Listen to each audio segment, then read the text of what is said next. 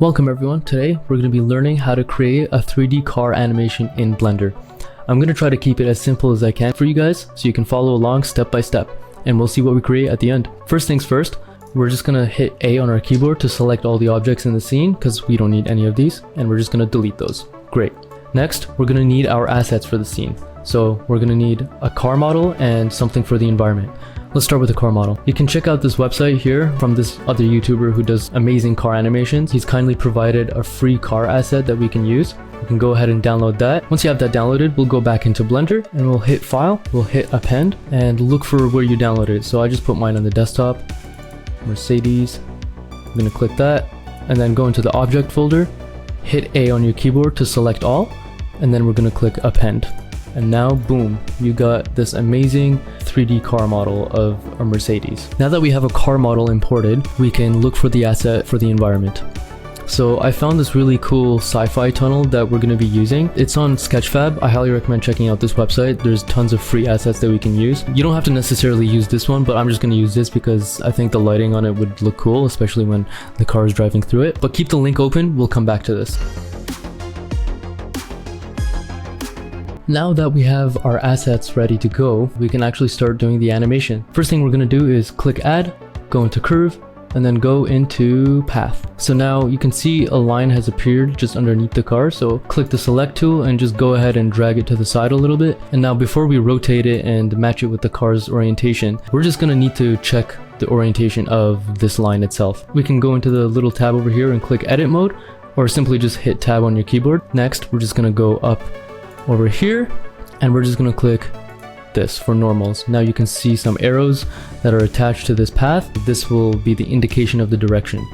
So now the next thing we can do is actually hit Tab on our keyboard, go back to object mode. We're going to go into our object properties over here, so make sure your line is selected, and we're just going to go into the Z axis and click -90. So now if we go back into edit mode, we can see that the direction is in the same direction as the car. Let's just scale it up a little bit. Hit S on your keyboard and just drag it with your mouse. Make it a little bit bigger in a way that you think is good for you or your scene. Next thing we're going to do is we're going to take this car rig and attach it to our path that we created over here. Make sure the car rig is selected. Go over here to this tab and click pose mode, and now you're going to be presented with this colorful rig. Just make sure you select the bottom piece over here, the blue one, and then go over to object constraint properties, click follow path. We see a target, so we're going to need to target the path that we created.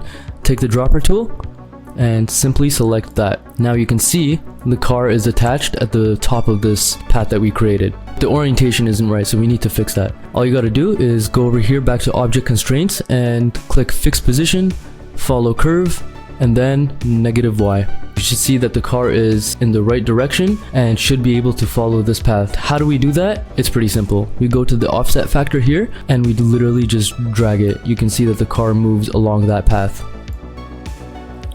In order to animate this, actually, let's take our cursor on the timeline and make sure it's at the beginning. Mine says 1, so I'm just going to start from there. Make sure it's at the top there, and then go back to offset factor, right click over here and click insert keyframe. That's going to show you a keyframe over here at the top of the animation starting from frame 1. I'm going to do it to the length of this whole timeline, so just take the cursor, take it all the way to the last frame, 250, take your offset factor and animate all the way to the end. And you can see it's at the end here, so we're just gonna right click over here on offset factor, insert keyframe, and then if we put the timeline back at the top and play it back, you can see that the car is moving.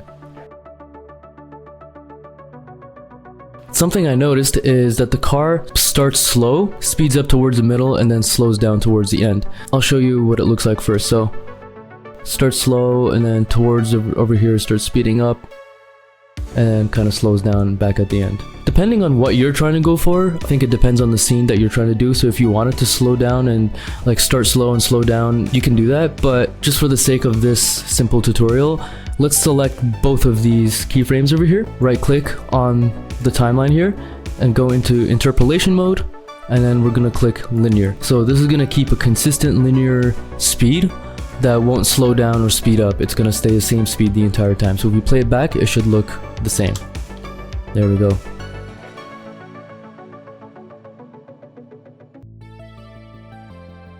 Now, if you want this to go a little faster, it's a pretty simple solution. You can take this last keyframe over here and pull it up to, I'm gonna put it at 115. Let's see how fast it goes. That's pretty fast. I kind of want it a little bit slowed down, so I'll put it at 170. Play it again from the top. I'm happy with that speed. I think that works for me. So if that's the case, I'm gonna cap our timeline at 170. So just go over here to the end of your timeline frame and just type in 170. This should work out fine. Now for this next section, it's gonna get slightly complicated, but I'm gonna try to keep it as simple as I can for you guys to follow along and understand. First things first, make sure we go back into object mode. Let's get rid of these extra things that we don't need here. This is part of the rig, but this is for something a little bit more advanced, but in this tutorial we're not gonna be using them. So just select all of those and then go over here to your scene collection, right click, click delete hierarchy. You can get rid of those. It's not gonna affect the car in any way. It's just gonna keep our rig simple. Next, now that we have our car animated on the path going from point A all the way to point B, I want to add a little bit of dynamic movement to make it slightly more realistic, because let's face it, it's kind of boring right now just going in a straight line. So if we add a little bit more movement going left and right, I think it'll look cool. How we do that is simply select the path that we created, go into edit mode, and now you can see that we have these dots that we can play with, but we need more dots. So click A on your keyboard to select all the dots. We're gonna right click on our mouse and click subdivide, and we're just going to do it one more time. So now you can see that a bunch of these dots have been created and we can play around with them. Let's pick this one, like 1, 2, 3, fourth one from the car, and we'll just pull it a little bit to the side, nothing too crazy, otherwise it's going to look a little jank. And then we'll go a few dots over and click the next one and make sure it goes a little bit that way too. Same thing with over here, just go a few down, and then I'm going to end it with it going in a straight line. So now if we exit edit mode and look at the path, it looks like it's curved from start to finish, and we can actually play it back and you can see that the car follows this curve. Nice. So I'm just noticing that this curve over here at the end is a little bit too much, so I'm just going to select the path again, pull it a little bit more straight. Same with this one over here, because I feel like it's a little too much. Remember, the more subtle it is, I think the more realistic, because if you pull it all the way to the side, the car is just going to look weird. Let's go back into object mode and start from the top and see how this looks. Nice. The car is following this curve, going on the path from start to finish. So this allows it to look a little bit more realistic, especially when we add some camera movements in it. It'll look cool. Something I forgot to mention before is make sure on your output properties your frame rate is set to 24 FPS.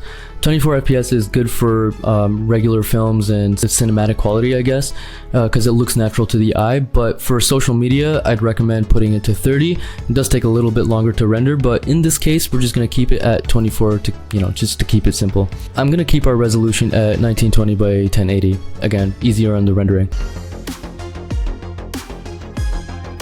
So now we can do something really fun. We can actually add the camera, animate it around the car while it's moving. What we're gonna do now is just simply click add, and we're just gonna go all the way to the camera over here, click that, and you can see that our camera has appeared where our cursor was before. This is not quite where I want it to be, so we're just gonna have to drag this camera a little bit. Simply just put it in front of the car. I want it to face the car from the front. If you want to view the camera's perspective, you can simply just hit toggle camera view over here, or just click 0 on your keyboard and it'll take you into the view.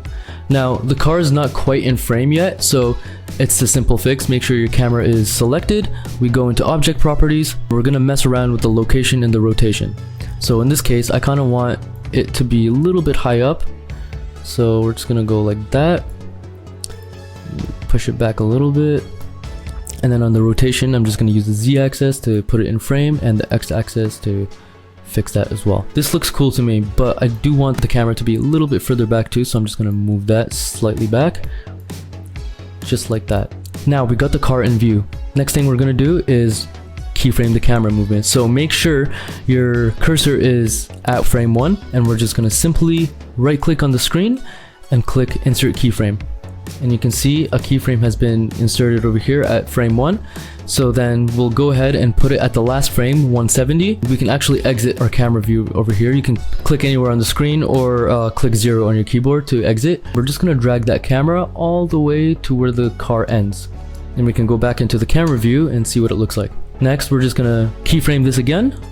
And now at the timeline, we have 2 keyframes going from start to finish following the car. But the thing is, if we play it back right now, it's gonna look like the car is off frame pretty much. The reason being is because the camera needs to be set at linear mode, exactly how we did the car's speed. So go into your timeline, click A on your keyboard to select both of these keyframes, right click over here, interpolation mode, linear. So now if we play it back, the camera is following the car as it should, at the same speed. Pretty cool, huh? If we want to add a little bit of more cool dynamic movement to the camera, let's drag our cursor to maybe like 80 here. On our object properties, we're just gonna move the camera a little bit. Let's do this. Maybe something like this from the front view of the car, a little bit more directly in the front. Just put it in frame. If you're satisfied with that, you can go ahead and keyframe that as well. Now if we play it back from the beginning, the camera is rotating around the car a little bit. So it starts from the original position, it pans around the car a little bit, and then it pans all the way back to its original position while the whole car is moving. So I am noticing that the car's movements are a little bit too sharp with the curves. I do want to actually go back into our path, just adjust that. So we can just click our curves path again, exit the camera, go into edit mode, and let's just adjust this. Actually, we can do this from our camera view too. So let's play this back. Right off the bat, that looks a little too sharp. I'm gonna select that dot and simply just make it a little bit more straight. Play that. That one looks a little too much too, so we'll pull it back too. Same with these ones over here. Let's play back from the beginning. Let's see how this looks. Great, so the car is not moving too sharply, but it is still going left and right and, you know, having some dynamic movement. So to me, that looks okay. Let's exit out of object mode over here, and we can move into the next stage. We can animate the wheels. Alright, now we're at the final step of the actual car animation, and we're going to try to figure out how to rotate these wheels. Typically, we'll actually be able to just select the car rig, go into pose mode, and bake the steering wheel rotation on the Car add-on. Unfortunately, Car hasn't been updated for a long time, so I think the last time was like 2023, 2024, so it's a little old and outdated. Unfortunately, it doesn't seem to work here, especially because my Blender version is 4.4.3, which is a fairly updated version, so we're gonna have to do this manually. Best thing we can do is select your car rig, go into pose mode, and just to test it out, make sure everything's working, we're gonna click these 2 arrow buttons here and see if the steering works. You can just drag that along, and you can see that the steering does indeed work. So that's good. And then we can go ahead and try to click the bone property for the wheel, and it does rotate. Now what we're going to do is make sure that's selected, and we're going to go into the bone properties over here. On the rotation x-axis, we're going to be able to control this. So let's start at 0 here, and you can just copy my variables here. We'll start at 0 and drag the cursor all the way to the end at 170, last frame. We're going to type in over here on the x-axis negative 20,000, and then you can go ahead and keyframe that. Now you're left with these 2 keyframes. We're just going to select them on the timeline and make sure they're interpolated linearly, and do the same thing for the rest of the wheels pretty much. So if you did that for the front wheel, you can go ahead and do the exact same type of thing on the other ones too. So you can actually just exit our camera view mode here, and we'll just click this, go back to the start, and put a keyframe there at 0, make it to the end on the last frame, and then we're going to type in the exact same thing. So negative 20,000. Go ahead and enter that, keyframe that, and same deal, select the keyframes and interpolate them as linear, and now just do the same exact thing on the other wheels.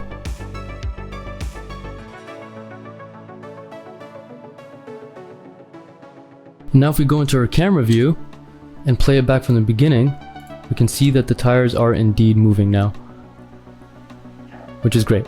All that's left really is to just figure out the steering animations.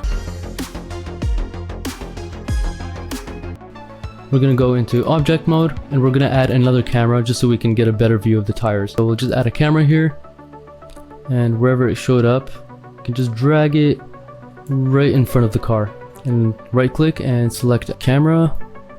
Just make sure you frame it up just right. Now that you have this set up, all we got to do is just make sure the camera is selected, and you're going to want to parent it to the car's body just so it follows along. Select your camera, hit shift on your keyboard and select the body of the car. And on your keyboard, click Ctrl P to bring up the parent mode, and we're just going to click object keep transform. When we play it, it just follows along the whole time perfectly. Make sure your car rig is selected. Go into pose mode. Okay, so we're just going to select the arrow keys over here, and the way we control this is through the x-axis on the location over here. So left, right. Start at frame 1 and just drag through and see just before the path starts curving over here. Let's insert a keyframe over here at 0. That's going to be our neutral position, and then as it starts curving, we'll go like this. Insert the keyframe there.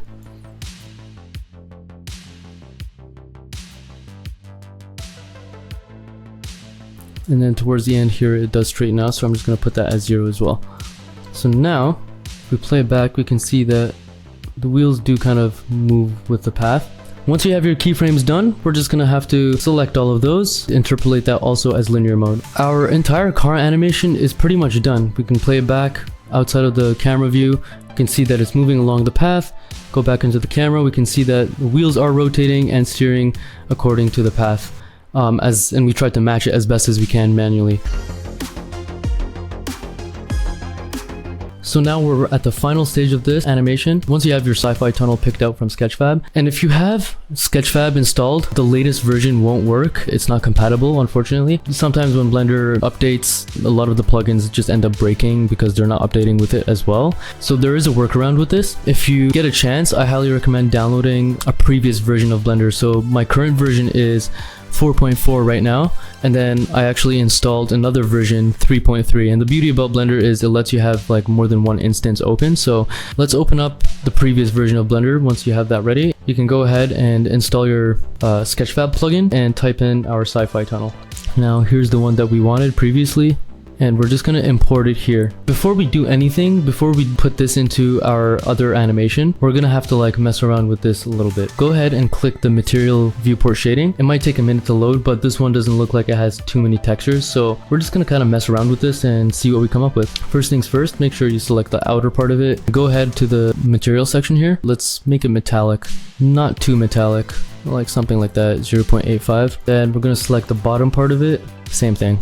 We can actually max this one out for the metallic. Click the other parts. This is totally up to you. You can add color to this, by the way, and in order to do that is, like, say if we want to click other tubular parts, we can actually go into our shader editor here, just zoom in on these nodes, and don't worry, these nodes aren't anything crazy. We can just disconnect this, click base color, and you know, pick something cool. It's kind of like that yellow. Blue's cool, pink. I'm gonna stick with the yellow. I think it looks kind of cool. At this point you can kind of just like, it's up to your taste. Like you can do what colors you want, how metallic you want it to look, and how reflective, by the way, from the roughness.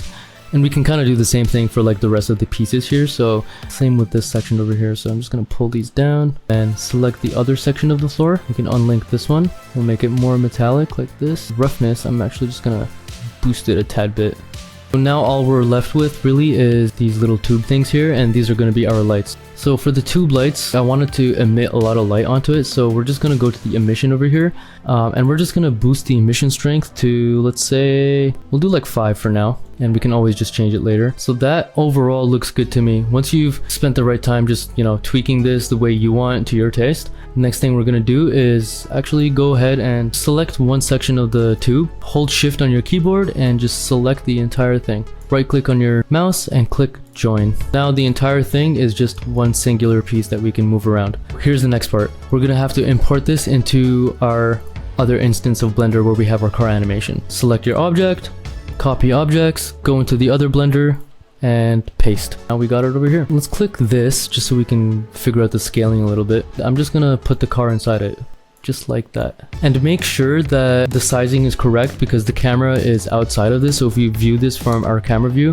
we're gonna see with the outside of this pretty much. So let's actually go ahead and exit that and scale this up. So S on your keyboard and just drag that until it looks kind of normal to you. Just make sure that the camera is not blocked by anything. We can go from our camera view and see what it looks like and play it back.